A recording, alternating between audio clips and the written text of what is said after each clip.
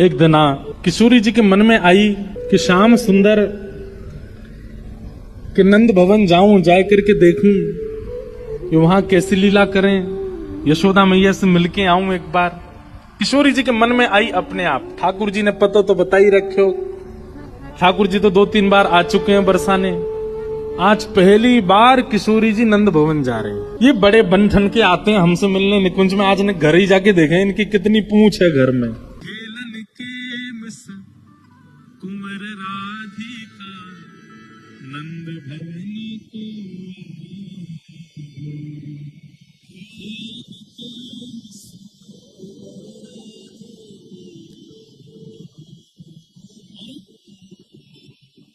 नंद भवन पहुंच गई अकेली और मन में विचार कर रही है कैसे बुलाऊं कन्हैया को।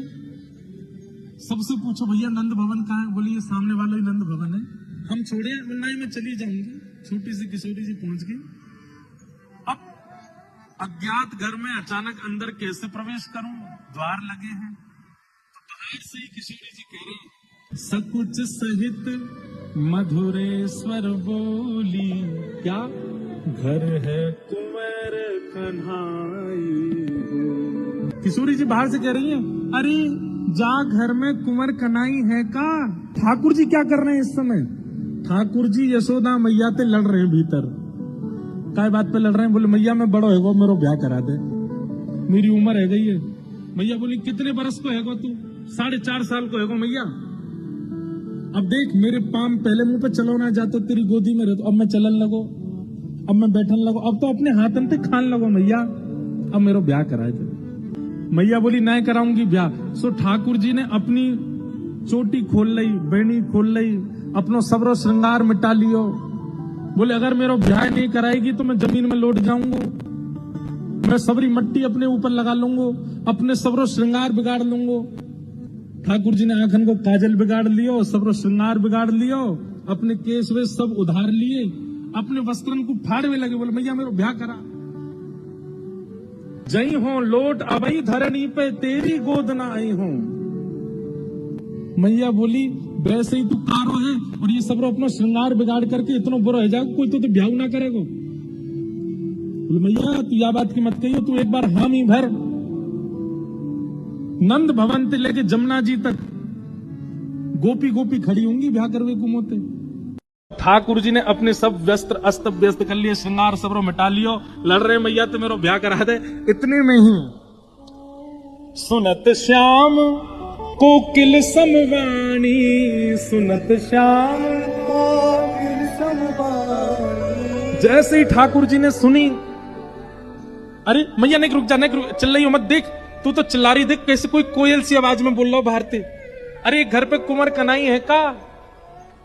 मैया देख तेरी बहू आ गई द्वार पे। मैया जी वही आई है जब ब्याह करनो मोए।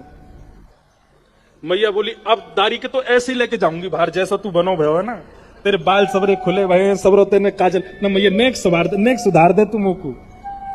और मैया की गोद में बैठ करके ठाकुर जी कह रहे मैया मुझे सुंदर सा बनाए दो, मोह गोरो दुल्हा बनाए दी जो कहूं, हंसे ना वहां की छोरी। मैया ने धीरे धीरे जल्दी जल्दी ठाकुर जी को सबरो काजल ठीक कियो, सबरे बाल वाल सब कंघी करके बढ़िया चोटी बनाई, बढ़िया व्यवस्थित कर दी। बोले हाँ मैया अब ठीक है, अब चल।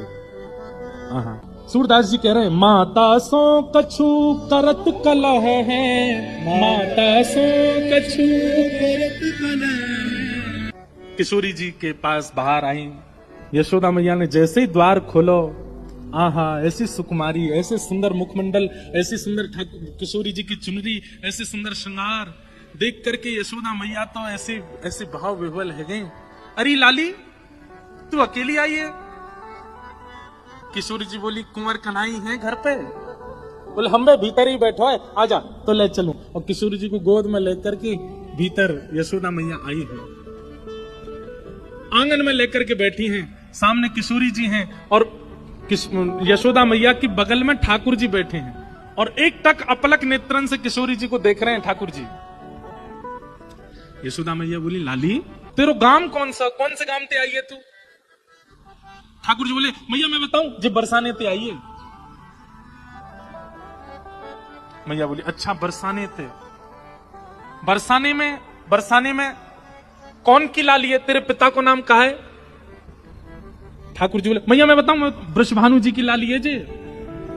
मैया बोली अच्छा अच्छा लाली, तू भानु जी की लाली है?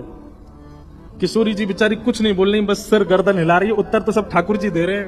हाँ मैया उन्हीं की लाली है जी। अच्छा तेरो नाम का है लाली? ठाकुर जी बोले मैया जाको नाम राधा रखो है। मैया बोली तो पूछ रही हूं मैं, तू काय को बता रहा बात पूछ रही हूँ, भाई बोलन दे। नहीं मैया मुझे तो सब पता ही हमारे में बता रहा हूँ धीमे धीमे। बोले मैया जाको नाम राधा रखो है। मैया बोली तो पूछ रही हूँ मैं, तू काय को बता रहा बात पूछ रही हूँ, भाई बोलन दे।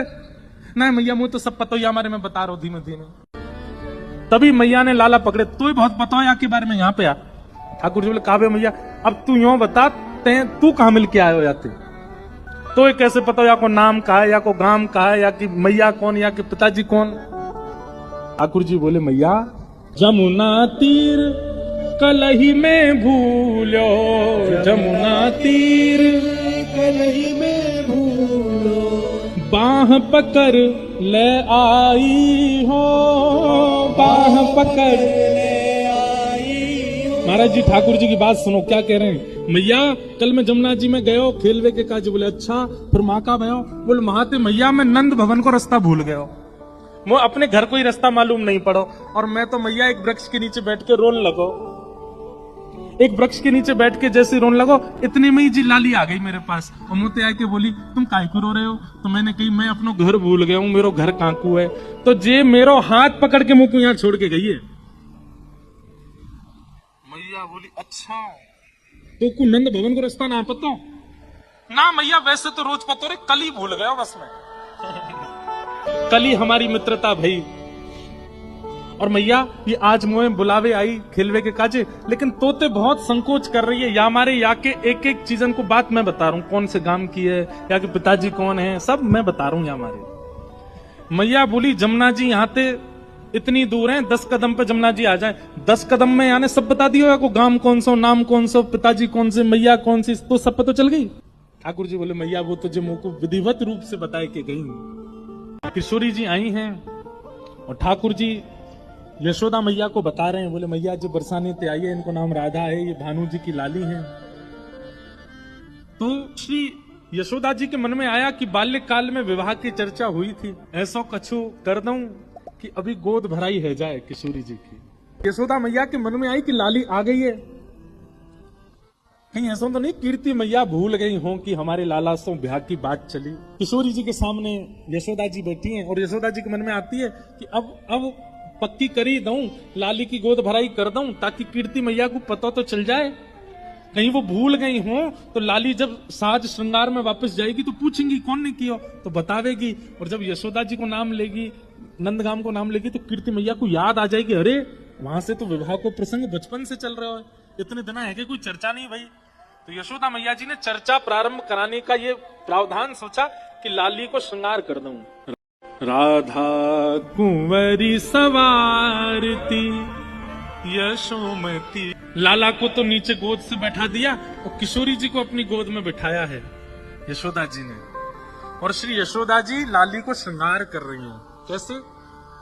किशोरी जी के बड़े बड़े बालों को समेट रही हैं यशोदा जी, केश के बीच में मांग निकाल के, और फिर एक तरफ के केशों को गूथा, दूसरे तरफ के केशों को गूथ के बढ़िया चोटी बनाई है। और इतने में ही ठाकुर जी दौड़ करके गए, ध्यान से सुनो, चौकड़ी मार के दौड़ के गए ठाकुर जी, मैया रुक जाइए मैं अभी आ रहा हूं। और जिस श्रृंगार पेटी से यशोदा मैया लाला को श्रृंगार करे, वो श्रृंगार पेटी लेके आए ठाकुर जी, और श्रृंगार पेटी खोल करके मैया तो कह रहे मैया जे बिंदी धराए दे। मैया बोल रही है तेरे बड़े मन में उचंग आ रही है, हाँ मैया जी बढ़िया लगेगी जी धराए तो। ठाकुर जी श्रृंगार उठा करके दे रहे हैं और यशोदा मैया धारण करा रही। कितना सुंदर स्वरूप है। गोरे गोरे मुख पे यशोदा मैया ने नेक नेक जल छिड़को है मोह पहुंचवे के लिए। तो ऐसा अनुभव हो रहा है जैसे मानो किशोरी जी का गौरमुख और उस पर बिंदु गिने हैं, तो मानो ऐसा लगता है कि जैसे कमल पुष्प पर जब बिंदु गिर दिए जाते हैं, जल छिड़काव किया जाता है, तो वो जल बिंदु बिंदु बिंदु होकर के चारों तरफ आ जाता है, उसको समेटता नहीं है। ऐसे ही मानो किशोरी जी के मुख पर जब छिड़काव किया तो ऐसा लगा कि मानो जैसे किसी कमल के पत्र के ऊपर कोई छींटे मार दिए हों, वो बिंदु बिंदु प्रकट हो गई हैं। और कमल पर जब पानी डाला जाता है ना, तो जो बिंदु बनती है वो इतनी सुंदर लगती है, इतनी आकर्षक लगती है। किशोरी जी के मुख को देख करके यशोदा मैया तो लाला भूल गई। ठाकुर जी बीच बीच में इशारों कर रहे, मैया मुंह पे ध्यान रखियो, कहीं पता चली मोह दिया वे वृषभानु जी को, लाली को धल ले अपने पास ही। यशोदा मैया वो लाला तू मेरे मन की कैसे पढ़ ले, मैं तो यही सोच रही। लाली देख कैसी सुपात्र है, कैसी सुकोमला है, मेरी मानेगी, मेरी करेगी, सब बात करेगी। किशोरी जी मंद मंद मुस्कुरा रही है, ठाकुर जी रूठ रहे हैं। किशोरी जी कह रही है, हाँ मैया बात अच्छी है, वहां भानु बाबा के यहाँ श्रीदामा इनके सखा हैं, वहां इनको छोड़े आओ, ये उन्हीं के संग ही रहेंगे और मैं आपके पास रह लूंगी यहाँ पे। ठाकुर जी तो महाराज मुंह फुला के बैठ गए, एक एक बिंदु आए गए आंखन में, रोवे किसी स्थिति में आ गए। लेकिन यशोदा मैया का मन तो किशोरी जी ने हरण कर लिया है। और बोली अब तुम आई हो हमारे यहाँ। ठाकुर जी बोले आऊंगो, ऐसे ही आऊंगा मैं भी, अब तुमने आई हो तो मैं भी आऊंगा, अब चाहो। अब वहां कीर्ति जी पूरे बरसाने में खोज रही, खूब सारी सामग्री दे करके, लाल चुनरी उड़ा करके, सब कछु दे के गोद भर दे और कही लाली अब जा। कोई कछु पूछे ना कह दियो यशोदा जी ने कियो श्रृंगार, कोई कछु ना केगो तो थे। नन्ही सी किशोरी जी और कन्हैया को इशारा करके वहां से चली गई, मिल के चली गई। अब वहां कीर्ति जी पूरे बरसाने में खोज रही है, मेरी लाली कहाँ चली गई, छोटी सी लाली भोरी सी है, कोई बहका के ले गए हो बाकू। सब जगह खोजे लेकिन कहीं दिखे नहीं। इतने में ही देखो नंद भवन के मार्ग से, और किशोरी जी तो महाराज वैसी सुंदर, और इतनो सुंदर श्रृंगार यशोदा मैया ने कियो, पत्रावली को श्रृंगार कियो है किशोरी जी के, सुंदर सुंदर पत्रावली बना करके किशोरी जी को श्रृंगार कियो। जैसे ही किशोरी जी आई, कीर्ति दौड़ करके गई, हृदय से लगायो, लाली तू कहां गई, मैं कब तक खोज रही, और ये कहा भयो, ये तेरी मांग कौन ने भर दी, और ये तेरे होटन पे लाली मां कौन ने रच दी, पामन में महावर, ये पाजेब, कौंदनी, गले में हार, इतना सामान, ये सब कौन ने किया। मैया मैं गई नंदगाम, वहां पे यशोदा मैया ने मेरा श्रृंगार कर दिया। कीर्ति मैया श्रृंगार देख के समझ गई, बोले कि यशोदा जी ने गोद भर दी मेरी लाली के। चिंता है गई कीर्ति जी को। बरसाने की एक सखी पूर्णमासी बुलवायो, सबसे बूढ़ी बड़ी वही है, वही ब्याह कराती डोले नंदगाम बरसाने में। पूर्णमासी आई, पूर्णमासी से कीर्ति मैया बोली, मैया देखियो मेरी लाली को कैसो श्रृंगार कर दियो, कहा का सामान दे दियो, या सबको मतलब कहा समझू मैं। बोले अरे या को मतलब सीधो सीधो है, कहा बोले वो अपने लाला को तेरी लाली ते ब्याह करनो चाह में, और का मतलब है, या को गोद भराई कर दी तेरी लाली की। हम्बे वह छोरा तो करूंगी मैं अपनी लाली को ब्याह, कारो कलूटो माखन चोरी करतो डोले सब जगह, और गोपीन के पीछे डोले, टेढ़ी सी चाल चले, टेढ़ो से मुकुट पहने, वग बारे में खूब सुनो मैंने, कारो सो बातें तो ना करूंगी मैं। मेरी लाली तो देखियो कैसी दूध जैसी गोरी, और वह कार्य के संग खड़ी होगी, कोई अच्छा लगे। पूर्णमासी बोली देख रूप रंग तो सबके अलग अलग रहे, ऐसा तो है ना जैसी तेरी लाली है वैसे ही आपको वर मिलेगो, जैसी गोरी ये वैसे ही आपको मिलेगो।